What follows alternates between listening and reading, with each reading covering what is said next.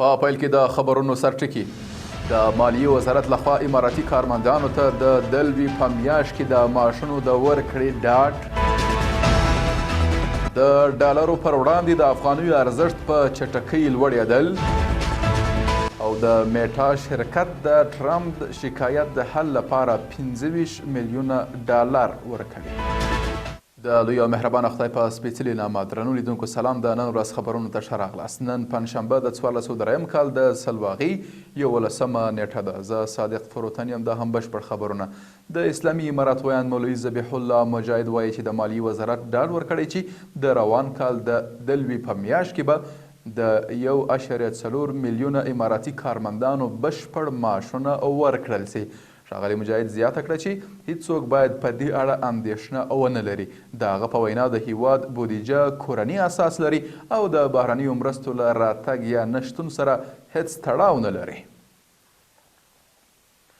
تیرو 24 ساعتونو کې د افغانیو ارزښت د بهرنیو اسعارو په ځانګړي ډول ډالرو پر وړاندې په چټکۍ سره لوړې سوي دي. د افغانستان بانک د تبادلې د نرخونو له مخې نن پنجشنبه د سلواغې 11مه یو امریکایي ډالر د کابل په بازارونو کې په شاوخوا 4 افغانیو تبادله کیږي. دا په داسې حال کې ده چې تیره ورځ یو امریکایي ډالر 8 افغانیو ته رسېده. د اسلامي امارات مرستیال ویان مولا حمدالله فطرت وایي د افغانستان ټولې وسلې او نظامي تجهیزات په خوندي توګه دیپو سوي دي. نوموړي زیاته کړې هیڅ چاته د دغو وسلو او تجهیزاتو څخه د ناسمې کارونې اجازه نشته. هغه په دې تړاو ټولې خپرې سوي ادعاوې ردې او بې بنسټه بللې دي. او په پای کې میټا شرکت اعلان کړی چې د امریکا د ولسمشر ډونالډ ټرمپ د شکایت د حل لپاره چې د فیسبوک او انسټاګرام حسابونه یې تعلیق سوي وه 25 میلیون ډالر ورکوي.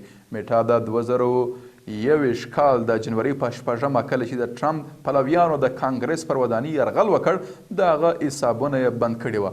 د وال سټریټ ژورنال د راپور له مخې له دې پیسو 22 میلیون ډالر د ټرمپ د ولسمشرۍ کتابتون ته ځانګړې سوي او پاته برخه به یې د حقوقي لګښتونو او نورو شکایت کوونکو ته ورکړل سي. له ملتیا مو مننه. تر بیا ښه وخت او ښې چارې.